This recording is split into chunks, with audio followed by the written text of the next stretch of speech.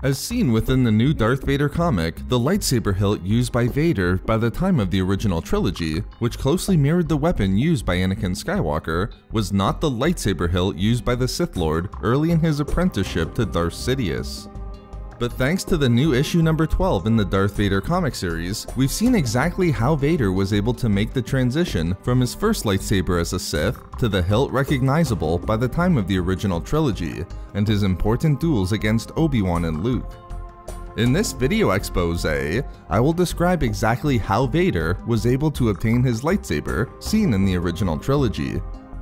Given that Vader's defeat to Obi-Wan on Mustafar resulted in the Sith Lord losing his lightsaber to the Jedi Master, Sidious's first assignment for Vader was to obtain the lightsaber of a Jedi survivor of Order 66.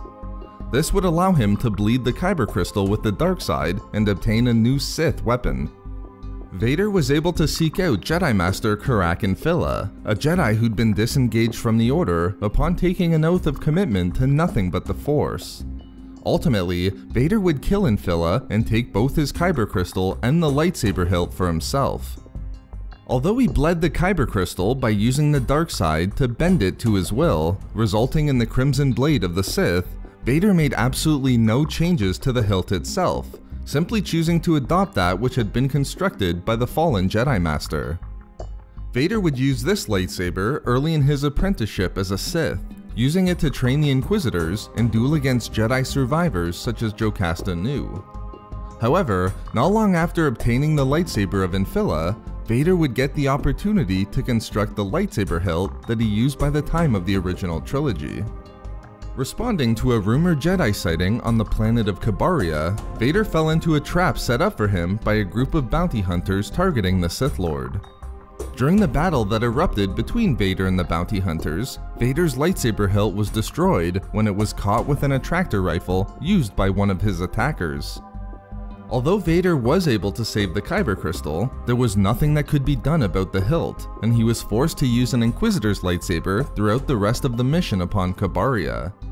But the destruction of his lightsaber hilt gave Vader the opportunity to construct a new hilt, which is exactly what he did.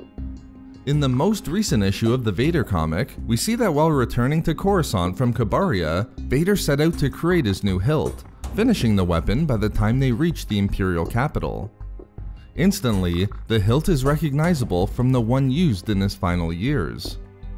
The creation of Vader's new lightsaber hilt was also clearly abundant to Sidious.